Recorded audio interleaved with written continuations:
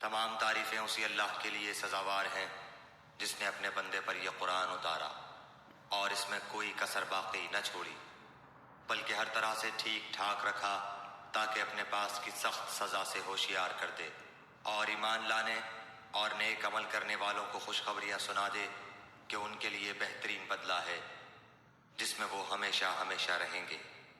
اور ان لوگوں کو بھی ڈرا دے جو کہتے ہیں کہ اللہ تعالیٰ اولاد رکھتا ہے، در حقیقت نہ تو خود انہیں اس کا علم ہے نہ ان کے باپ دادوں کو۔ یہ تہمت بڑی بری ہے جو ان کے منہ سے نکل رہی ہے، وہ نرا جھوٹ بک رہے ہیں۔ بس اگر یہ لوگ اس بات پر ایمان نہ لائیں تو کیا آپ ان کے پیچھے اسی رنج میں اپنی جان ہلاک کر ڈالیں گے؟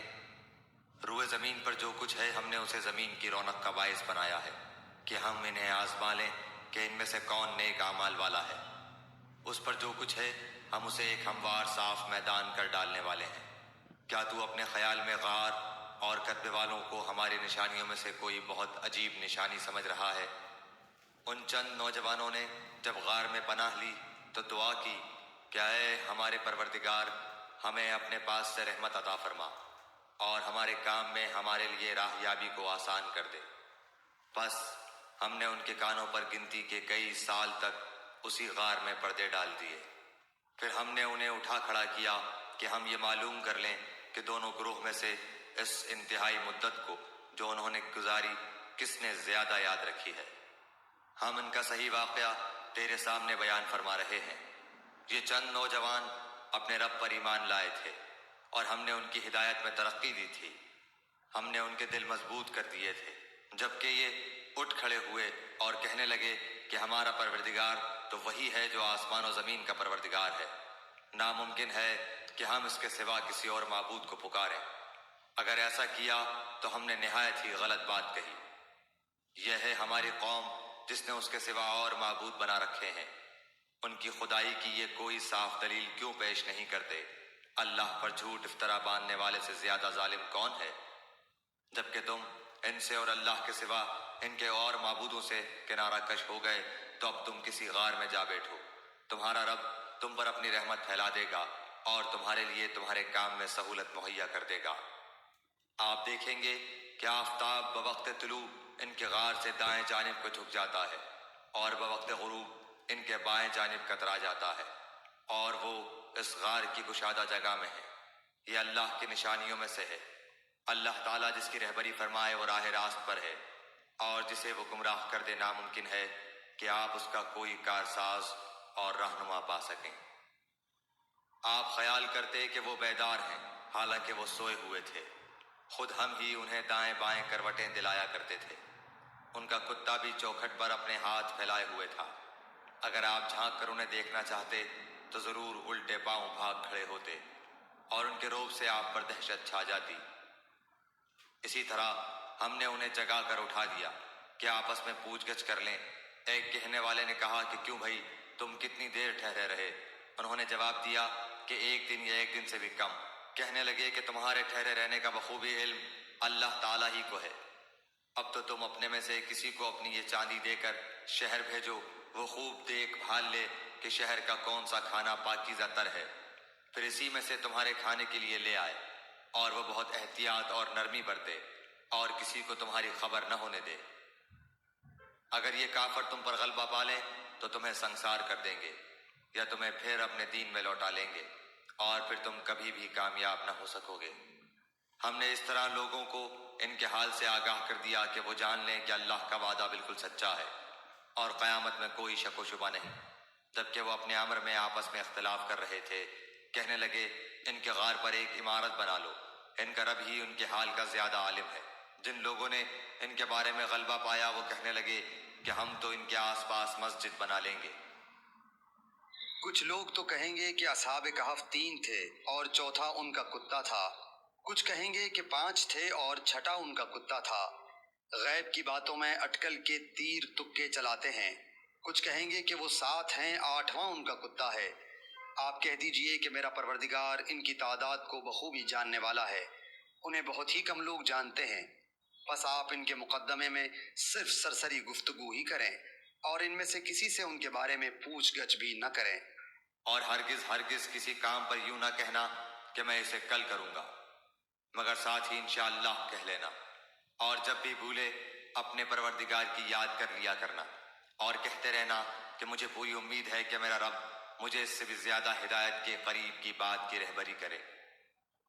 وہ لوگ اپنے غار میں 300 سال تک رہے اور 9 سال اور زیادہ گزارے۔ آپ کہہ دیں اللہ ہی کو ان کے ٹھہرے رہنے کی مدت کا بخوبی علم ہے۔ آسمانوں اور زمینوں کا غیب صرف اسی کو حاصل ہے، وہ کیا ہی اچھا دیکھنے سننے والا ہے۔ سوائے اللہ کے ان کا کوئی مددگار نہیں۔ اللہ تعالیٰ اپنے حکم میں کسی کو شریک نہیں کرتا۔ تیری جانب جو تیرے رب کی کتاب وحی کی گئی ہے اسے پڑھتا رہ، اس کی باتوں کو کوئی بدلنے والا نہیں، تو اس کے سوا ہرگز ہرگز کوئی پناہ کی جگہ نہ پائے گا۔ اور اپنے آپ کو انہی کے ساتھ رکھا کر جو اپنے پروردگار کو صبح و شام پکارتے ہیں اور اسی کے چہرے کے ارادے رکھتے ہیں، رضامندی چاہتے ہیں۔ خبردار تیری نگاہیں ان سے نہ ہٹنے پائیں کہ دنیاوی زندگی کے ٹھاٹھ کے ارادے میں لگ جا۔ دیکھ اس کا کہنا نہ ماننا جس کے دل کو ہم نے اپنے ذکر سے غافل کر دیا ہے، اور جو اپنی خواہش کے پیچھے پڑا ہوا ہے، اور جس کا کام حد سے گزر چکا ہے۔ اور اعلان کر دے کہ یہ سراسر برحق قرآن تمہارے رب کی طرف سے ہے۔ اب جو چاہے ایمان لائے اور جو چاہے کفر کرے۔ ظالموں کے لیے ہم نے وہ آگ تیار کر رکھی ہے جس کی قناتیں انہیں گھیر لیں گی۔ اگر وہ فریاد رسی چاہیں گے تو ان کی فریاد رسی اس پانی سے کی جائے گی جو تیل کی تل چھٹ جیسا ہوگا، جو چہرے بھون دے گا۔ بڑا ہی برا پانی ہے اور بڑی بری آرام گاہ دوزخ ہے۔ یقیناً جو لوگ ایمان لائیں اور نیک اعمال کریں تو ہم کسی نیک عمل کرنے والے کا ثواب ضائع نہیں کرتے۔ ان کے لیے ہمیشگی والی جنتیں ہیں، ان کے نیچے سے نہریں جاری ہوں گی، وہاں یہ سونے کے کنگن پہنائے جائیں گے اور سبز رنگ کے نرم و باریک اور موٹے ریشم کے لباس پہنیں گے۔ وہاں تختوں کے اوپر تکیے لگائے ہوئے ہوں گے۔ کیا خوب بدلہ ہے اور کس قدر عمدہ آرام گاہ ہے۔ اور انہیں ان 2 شخصوں کی مثال بھی سنا دے جن میں سے ایک کو ہم نے 2 باغ انگوروں کے دے رکھے تھے اور جنہیں کھجوروں کے درختوں سے ہم نے گھیر رکھا تھا، اور دونوں کے درمیان کھیتی لگا رکھی تھی۔ دونوں باغ اپنا پھل خوب لائے اور اس میں کسی طرح کی کمی نہ کی، اور ہم نے ان باغوں کے درمیان نہر جاری کر رکھی تھی۔ الغرض اس کے پاس میوے تھے۔ ایک دن اس نے باتوں ہی باتوں میں اپنے ساتھی سے کہا کہ میں تجھ سے زیادہ مالدار ہوں اور جتھے کے اعتبار سے بھی زیادہ مضبوط ہوں۔ اور یہ اپنے باغ میں گیا اور تھا اپنی جان پر ظلم کرنے والا۔ کہنے لگا کہ میں خیال نہیں کر سکتا کہ کسی وقت بھی یہ برباد ہو جائے، اور نہ میں قیامت کو قائم ہونے والی خیال کرتا ہوں، اور اگر بالفرض میں اپنے رب کی طرف لوٹایا بھی گیا تو یقیناً میں اس لوٹنے کی جگہ اس سے بھی زیادہ بہتر پاؤں گا۔ اس کے ساتھی نے اس سے باتیں کرتے ہوئے کہا کہ کیا تو اس معبود سے کفر کرتا ہے جس نے تجھے مٹی سے پیدا کیا، پھر نطفے سے، پھر تجھے پورا آدمی بنایا؟ لیکن میں تو عقیدہ رکھتا ہوں کہ وہی اللہ میرا پروردگار ہے، میں اپنے رب کے ساتھ کسی کو شریک نہ کروں گا۔ تو نے اپنے باغ میں جاتے وقت کیوں نہ کہا کہ اللہ کا چاہا ہونے والا ہے، کوئی طاقت نہیں مگر اللہ کی مدد سے۔ اگر تو مجھے مال و اولاد میں اپنے سے کم دیکھ رہا ہے، بہت ممکن ہے کہ میرا رب مجھے تیرے اس باغ سے بھی بہتر دے اور اس پر آسمانی عذاب بھیج دے تو یہ چٹیل اور چکنا میدان بن جائے، یا اس کا پانی نیچے اتر جائے اور تیرے بس میں نہ رہے کہ تو اسے ڈھونڈ لائے۔ اور اس کے سارے پھل گھیر لیے گئے، بس وہ اپنے اس خرچ پر جو اس نے اس میں کیا تھا اپنے ہاتھ ملنے لگا، اور وہ باغ تو اوندھا الٹا پڑا تھا۔ اور وہ شخص یہ کہہ رہا تھا کہ کاش میں اپنے رب کے ساتھ کسی کو بھی شریک نہ کرتا۔ اس کی حمایت میں کوئی جماعت نہ اٹھی کہ اللہ سے اس کا کوئی بچاؤ کرتی، اور نہ وہ خود ہی بدلہ لینے والا بن سکا۔ یہیں سے ثابت ہے کہ اختیارات اللہ برحق کے لیے ہیں، وہ ثواب دینے اور انجام کے اعتبار سے بہت ہی بہتر ہے۔ ان کے سامنے دنیا کی زندگی کی مثال بھی بیان کرو، جیسے پانی جسے ہم آسمان سے اتارتے ہیں، اس سے زمین کا سبزہ ملا جلا نکلا ہے، پھر آخر کار وہ چورا چورا ہو جاتا ہے جسے ہوائیں اڑائے لیے پھرتی ہیں۔ اللہ تعالیٰ ہر چیز پر قادر ہے۔ مال و اولاد تو دنیا کی ہی زینت ہے، اور ہاں البتہ باقی رہنے والی نیکیاں تیرے رب کے نزدیک ازرو ثواب اور آئندہ کی اچھی توقع کے بہت بہتر ہیں۔ اور جس دن ہم پہاڑوں کو چلائیں گے اور زمین کو تو صاف کھلی ہوئی دیکھے گا اور تمام لوگوں کو ہم اکٹھا کریں گے، ان میں سے ایک کو بھی باقی نہ چھوڑیں گے، اور سب کے سب تیرے رب کے سامنے صف بستہ حاضر کیے جائیں گے۔ یقیناً تم ہمارے پاس اسی طرح آئے جس طرح ہم نے تمہیں پہلی مرتبہ پیدا کیا تھا، لیکن تم تو اسی خیال میں رہے کہ ہم ہرگز تمہارے لیے کوئی وعدے کا وقت مقرر کریں گے بھی نہیں۔ اور نامہ اعمال سامنے رکھ دیے جائیں گے، پس تو دیکھے گا کہ گنہگار اس کی تحریر سے خوف زدہ ہو رہے ہوں گے اور کہہ رہے ہوں گے، ہائے ہماری خرابی، یہ کیسی کتاب ہے جس نے کوئی چھوٹا بڑا بغیر گھیرے کے باقی ہی نہیں چھوڑا۔ اور جو کچھ انہوں نے کیا تھا سب موجود پائیں گے، اور تیرا رب کسی پر ظلم و ستم نہ کرے گا۔ اور جب ہم نے فرشتوں کو حکم دیا کہ تم آدم کو سجدہ کرو تو ابلیس کے سوا سب نے سجدہ کیا، یہ جنوں میں سے تھا۔ اس نے اپنے پروردگار کی نافرمانی کی، کیا پھر بھی تم اسے اور اس کی اولاد کو مجھے چھوڑ کر اپنا دوست بنا رہے ہو، حالانکہ وہ تم سب کا دشمن ہے۔ ایسے ظالموں کا کیا ہی برا بدل ہے۔ میں نے انہیں آسمان و زمین کی پیدائش کے وقت موجود نہیں رکھا تھا، اور نہ خود ان کی اپنی پیدائش میں، اور میں گمراہ کرنے والوں کو اپنا مددگار بنانے والا بھی نہیں۔ اور جس دن وہ فرمائے گا کہ تمہارے خیال میں جو میرے شریک تھے انہیں پکارو، یہ پکاریں گے، لیکن ان میں سے کوئی بھی جواب نہ دے گا، ہم ان کے درمیان ہلاکت کا سامان کر دیں گے۔ اور گنہگار جہنم کو دیکھ کر سمجھ لیں گے کہ وہ اسی میں جھونکے جانے والے ہیں، لیکن اس سے بچنے کی جگہ نہ پائیں گے۔ ہم نے اس قرآن میں ہر طریقے سے تمام کی تمام مثالیں لوگوں کے لیے بیان کر دی ہیں، لیکن انسان سب سے زیادہ جھگڑالو ہے۔ لوگوں کے پاس ہدایت آ چکنے کے بعد انہیں ایمان لانے اور اپنے رب سے استغفار کرنے سے صرف اسی چیز نے روکا کہ اگلے لوگوں کا سا معاملہ انہیں بھی پیش آئے، یا ان کے سامنے کھلم کھلا عذاب موجود ہو جائے۔ ہم تو اپنے رسولوں کو صرف اس لیے بھیجتے ہیں کہ وہ خوشخبریاں سنا دیں اور ڈرا دیں۔ کافر لوگ باطل کے سہارے جھگڑتے ہیں اور چاہتے ہیں کہ اس سے حق کو لڑکھڑا دیں۔ انہوں نے میری آیتوں کو اور جس چیز سے ڈرایا جائے اسے مذاق بنا ڈالا ہے۔ اس سے بڑھ کر ظالم کون ہے جسے اس کے رب کی آیتوں سے نصیحت کی جائے وہ پھر بھی منہ موڑے رہے، اور جو کچھ اس کے ہاتھوں نے آگے بھیج رکھا ہے اسے بھول جائے۔ بے شک ہم نے ان کے دلوں پر پردے ڈال دیے ہیں کہ وہ اسے نہ سمجھیں، اور ان کے کانوں میں گرانی ہے۔ گو تو انہیں ہدایت کی طرف بلاتا رہے، لیکن یہ کبھی بھی ہدایت نہیں پانے گے۔ تیرا پروردگار بہت ہی بخشش والا اور مہربانی والا ہے۔ وہ اگر ان کے اعمال کی سزا میں پکڑے تو بے شک انہیں جلد ہی عذاب کر دے، بلکہ ان کے لیے ایک وعدے کی گھڑی مقرر ہے جس سے وہ سرکنے کی ہرگز جگہ نہیں پائیں گے۔ یہ ہیں وہ بستیاں جنہیں ہم نے ان کے مظالم کی بنا پر غارت کر دیا، اور ان کی تباہی کی بھی ہم نے ایک میعاد مقرر کر رکھی تھی۔ جبکہ موسیٰ نے اپنے نوجوان سے کہا کہ میں تو چلتا ہی رہوں گا یہاں تک کہ 2 دریاؤں کے سنگم پر پہنچوں، خواہ مجھے سالہ سال چلنا پڑے۔ جب وہ دونوں دریا کے سنگم پر پہنچے وہاں اپنی مچھلی بھول گئے، جس نے دریا میں سرنگ جیسا اپنا راستہ بنا لیا۔ جب یہ دونوں وہاں سے آگے بڑھے تو موسیٰ نے اپنے نوجوان سے کہا کہ اللہ ہمارا کھانا دے، ہمیں تو اپنے سفر سے سخت تکلیف اٹھانی پڑی۔ اس نے جواب دیا کہ کیا آپ نے دیکھا بھی جبکہ ہم پتھر سے ٹیک لگا کر آرام کر رہے تھے وہیں میں مچھلی بھول گیا تھا۔ دراصل شیطان نے ہی مجھے بھلا دیا کہ میں آپ سے اس کا ذکر کروں۔ اس مچھلی نے ایک انوکھے طور پر دریا میں اپنا راستہ بنا لیا۔ موسیٰ نے کہا یہی تھا جس کی تلاش میں ہم تھے، چنانچہ وہیں سے اپنے قدموں کے نشان ڈھونڈتے ہوئے واپس لوٹے۔ پس ہمارے بندوں میں سے ایک بندے کو پایا جسے ہم نے اپنے پاس کی خاص رحمت عطا فرما رکھی تھی، اور اسے اپنے پاس سے خاص علم سکھا رکھا تھا۔ اس سے موسیٰ نے کہا کہ میں آپ کی تابعداری کروں، کیا آپ مجھے اس نیک علم کو سکھا دیں جو آپ کو سکھایا گیا ہے؟ اس نے کہا آپ میرے ساتھ ہرگز صبر نہیں کر سکتے، اور جس چیز کو آپ نے اپنے علم میں نہ لیا ہو اس پر صبر کر بھی کیسے سکتے ہیں؟ موسیٰ نے جواب دیا کہ انشاءاللہ آپ مجھے صبر کرنے والا پائیں گے، اور کسی بات میں آپ کی نافرمانی نہ کروں گا۔ اس نے کہا اچھا، اگر آپ میرے ساتھ ہی چلنے پر اصرار کرتے ہیں تو یاد رہے کسی چیز کی نسبت مجھ سے کچھ نہ پوچھنا جب تک کہ میں خود اس کی نسبت کوئی تذکرہ نہ کروں۔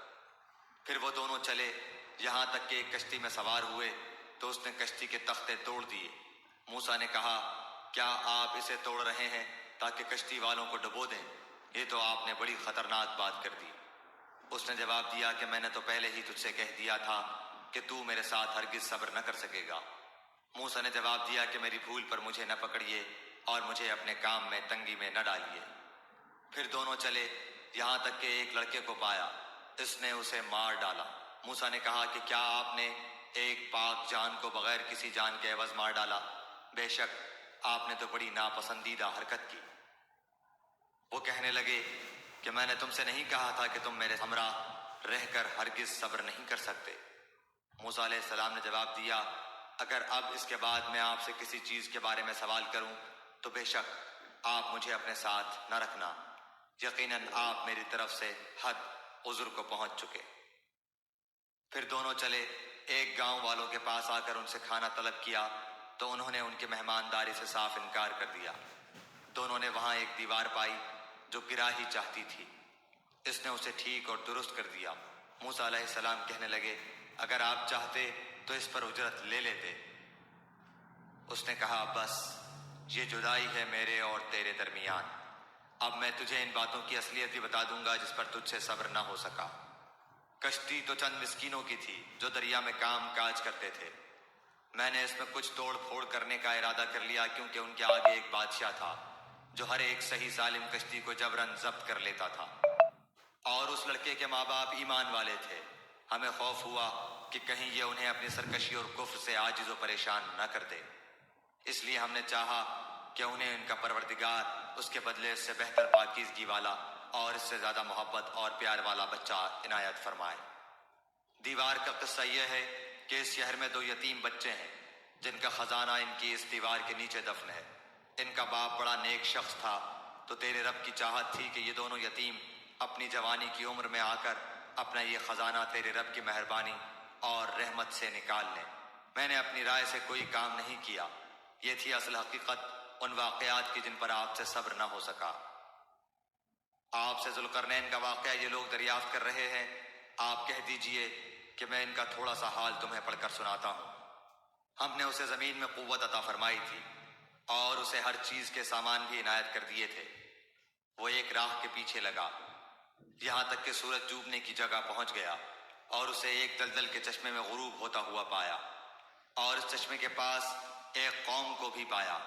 ہم نے فرما دیا کہ اے ذوالقرنین، یا تو انہیں تکلیف پہنچائے یا ان کے بارے میں تو کوئی بہترین روش اختیار کرے۔ اس نے کہا کہ جو ظلم کرے گا اسے تو ہم بھی اب سزا دیں گے، پھر وہ اپنے پروردگار کی طرف لوٹایا جائے گا اور وہ اسے سخت تر عذاب دے گا۔ ہاں، جو ایمان لائے اور نیک اعمال کرے اس کے لیے تو بدلے میں بھلائی ہے، اور ہم اسے اپنے کام میں بھی آسانی ہی کا حکم دیں گے۔ پھر وہ اور راہ کے پیچھے لگا یہاں تک کہ جب سورج نکلنے کی جگہ تک پہنچا تو اسے ایک ایسی قوم پر نکلتا پایا کہ ان کے لیے ہم نے اس سے اور کوئی اوٹ نہیں بنائی۔ واقعہ ایسا ہی ہے، اور ہم نے اس کے پاس کے کل خبروں کا احاطہ کر رکھا ہے۔ وہ پھر ایک سفر کے سامان میں لگا یہاں تک کہ جب 2 دیواروں کے درمیان پہنچا، ان دونوں کے پرے اس نے ایک ایسی قوم پائی جو بات سمجھنے کے قریب بھی نہ تھی۔ انہوں نے کہا کہ اے ذوالقرنین، یاجوج ماجوج اس ملک میں بڑے بھاری فسادی ہیں، تو کیا ہم آپ کے لیے کچھ خرچ کا انتظام کر دیں اس شرط پر کہ آپ ہمارے اور ان کے درمیان ایک دیوار بنا دیں؟ اس نے جواب دیا کہ میرے اختیار میں میرے پروردگار نے جو دے رکھا ہے وہی بہتر ہے، تم صرف قوت طاقت سے میری مدد کرو، میں تم میں اور ان میں مضبوط حجاب بنا دیتا ہوں۔ مجھے لوہے کی چادریں لا دو۔ یہاں تک کہ جب ان دونوں پہاڑوں کے درمیان دیوار برابر کر دی تو حکم دیا کہ آگ تیز جلاؤ، تا وقتے کہ لوہے کی ان چادروں کو بالکل آگ کر دیا۔ تو فرمایا میرے پاس لاؤ، اس پر پگھلا ہوا تانبا ڈال دوں۔ پس تو ان میں اس دیوار کے اوپر چڑھنے کی طاقت تھی اور نہ اس میں کوئی سوراخ کر سکتے تھے۔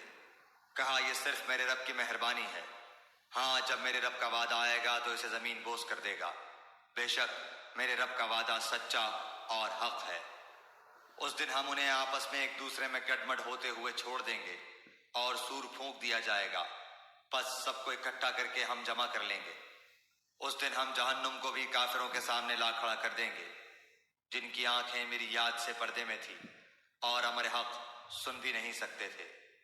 کیا کافر یہ خیال کیے بیٹھے ہیں کہ میرے سوا وہ میرے بندوں کو اپنا حمایتی بنا لیں گے؟ سنو، ہم نے تو ان کفار کی مہمانی کے لیے جہنم کو تیار کر رکھا ہے۔ کہہ دیجئے کہ اگر تم کہو تو میں تمہیں بتا دوں کہ باعتبار اعمال سب سے زیادہ خسارے میں کون ہیں۔ وہ ہیں کہ جن کی دنیاوی زندگی کی تمام تر کوششیں بیکار ہو گئیں اور وہ اسی گمان میں رہے کہ وہ بہت اچھے کام کر رہے ہیں۔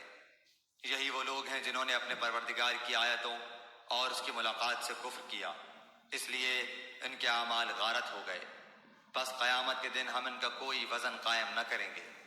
حال یہ ہے کہ ان کا بدلہ جہنم ہے، کیونکہ انہوں نے کفر کیا اور میری آیتوں اور میرے رسولوں کو مذاق میں اڑایا۔ جو لوگ ایمان لائے اور انہوں نے کام بھی اچھے کیے، یقیناً ان کے لیے الفردوس کے باغات کی مہمانی ہے، جہاں وہ ہمیشہ رہا کریں گے، جس جگہ کو بدلنے کا کبھی بھی ان کا ارادہ ہی نہ ہوگا۔ کہہ دیجئے کہ اگر میرے پروردگار کی باتوں کے لکھنے کے لیے سمندر سیاہی بن جائے تو وہ بھی میرے رب کی باتوں کے ختم ہونے سے پہلے ہی ختم ہو جائے گا، گو ہم اسی جیسا اور بھی اس کی مدد میں لے آئیں۔ آپ کہہ دیجئے کہ میں تو تم جیسا ہی ایک انسان ہوں، ہاں میری جانب وحی کی جاتی ہے کہ سب کا معبود صرف ایک ہی معبود ہے۔ تو جسے بھی اپنے پروردگار سے ملنے کی آرزو ہو، اسے چاہیے کہ نیک اعمال کرے اور اپنے پروردگار کی عبادت میں کسی کو بھی شریک نہ کرے۔